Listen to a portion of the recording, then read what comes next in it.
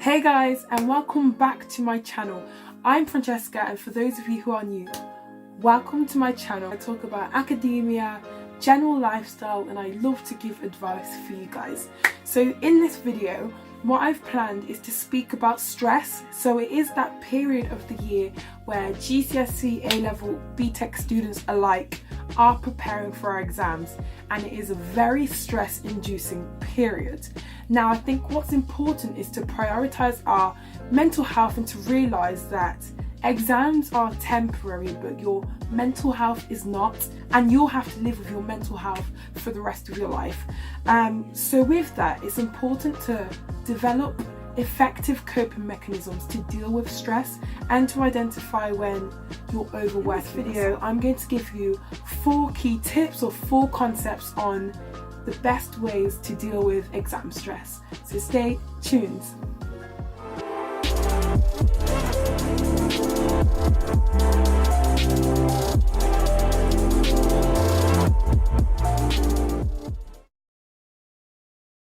By the way, I quickly went downstairs and I made myself some very berry tea, and look how cute this cup is. Shout out Lena. Start each day with a smile. How cute. Forgot to mention, but I kind of changed my hair. Don't know if you guys noticed. Anyways, my first tip is to shift your mindset. Humans are renowned for having great power over your mind. Your mind is a very powerful thing, and sometimes we can find that it can actually be your greatest enemy. When you're stressed, you find that you're dwelling in really negative thoughts, and it ends up worsening your stress. And we need to realize that stress, just like any other cognitive function, to an extent we have some control over it. Taking control is your first step into coping with your stress. So guys, I've had to refilm the second half because I literally filmed 13 minutes worth of content with half my head cut out. So hopefully I don't make the same mistake again. This tea is really good, by the way. So my favourite method with shifting your mindset to becoming more positive is by using positive affirmations. And what this literally is that you sit down with yourself, and through positive verbal words and sentences, you reprogram your subconscious mind to literally thinking positively, and eventually your conscious mind will begin to believe it itself. The whole premise of positive affirmations is that your thoughts can either be empowering or demotivating.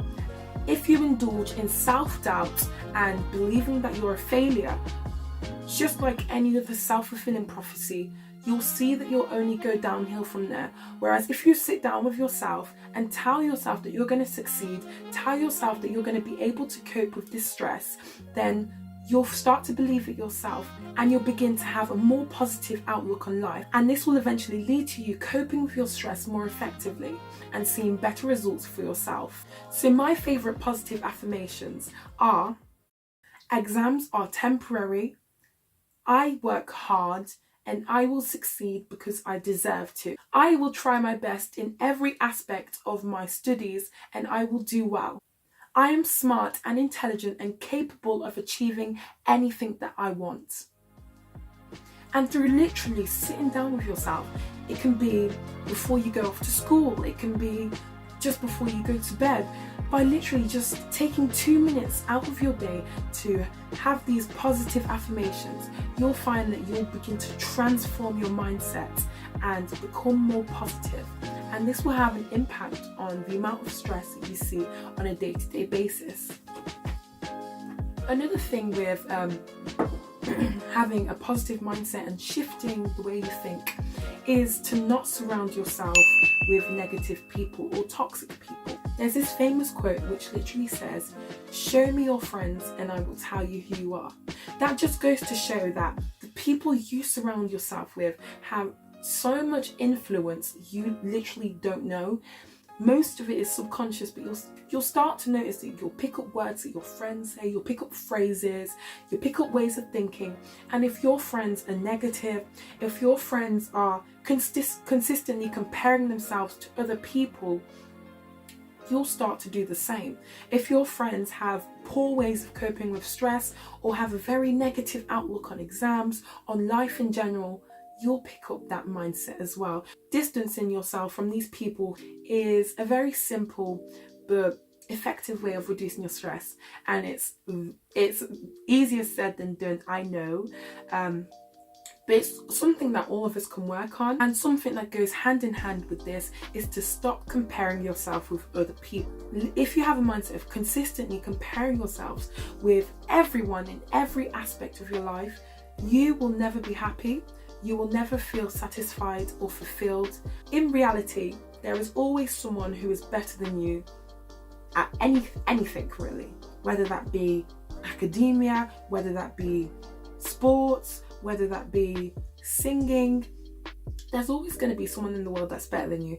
And if you can grow this innate self-confidence and an inherent contentness, you're content with yourself and you're content with your abilities and your potential, then comparing yourself just seems stupid. We are our own people. We're going to sit the exams by ourselves at the end of the day. And your future is not determined by the people you see around you or the people that you compare yourself with.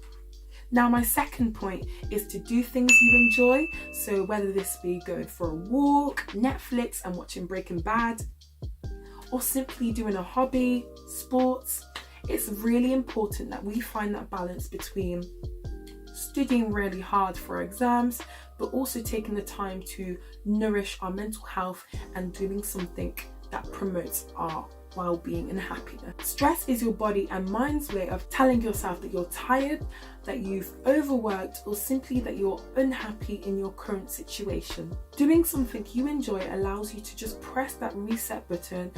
We find that with exercise or whatever your hobby may be, it releases something called endorphins, which are happy hormones, and these counteract stress related hormones. Doing the small things that you love matters, and it is an immense way of reducing. Now, my third point is to avoid burnout. Again, this is easier said than done, but as students, it is so easy to cross that line between working extremely hard and being ambitious and determined to overworking yourself and burning out. One thing I can say about this is to know your limits. As I said before, comparing yourself with other people is futile. Susan, on the one hand, may be able to work for 10 hours, 9 hours, without burning out or without feeling tired. You should know your own limits, and you should know how much you can push yourself before it becomes too much.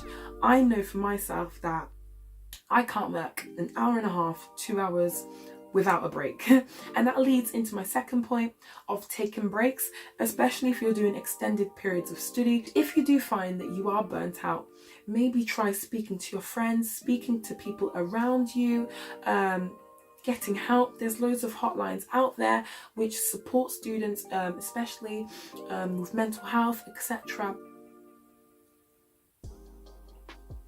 Now, my last tip is to take care with your food and your diet.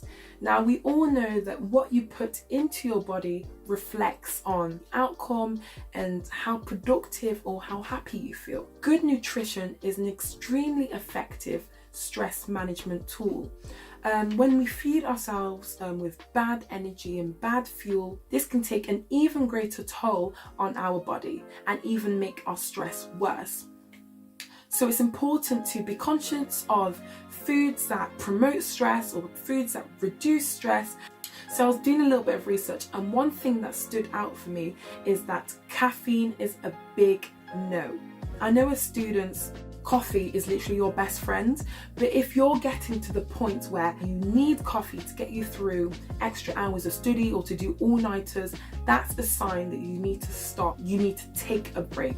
What caffeine is a stimulant, and what it does, it actually activates your body's fight or flight response via the sympathetic nervous system, and this gets all your stress hormones, your adrenaline flowing around, and we can find that this actually makes you a little more jittery and a little more stressed. What I found was that food that reduce your stress tend to be your fresh vegetables and your fresh fruits, because these have all your nutrients in them. It has all the carbs and all the sugars without the fat content, and fat usually makes you feel sluggish and tired, which usually worsens your stress. Another thing is that vitamin C found in oranges and lemons also energizes you. It helps reduce stress and reduce blood pressure. Avocados as well are jam-packed with potassium, which again help alleviate your stress by reducing your blood pressure, and it's generally good. Shut up! And is genuinely good for your well-being and health. So now we've got to the end of my video.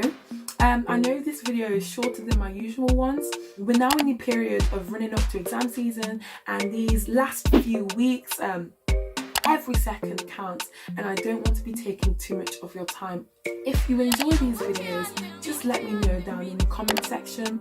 Please subscribe and share, because we're almost at 1,000 subscribers, and I'm just so excited, and I don't know what kind of video I'm gonna do when I hit 1,000 subscribers. But yeah, keep grinding, keep working hard. You only have one body, and you should damn well look after it. See you guys next time in another video.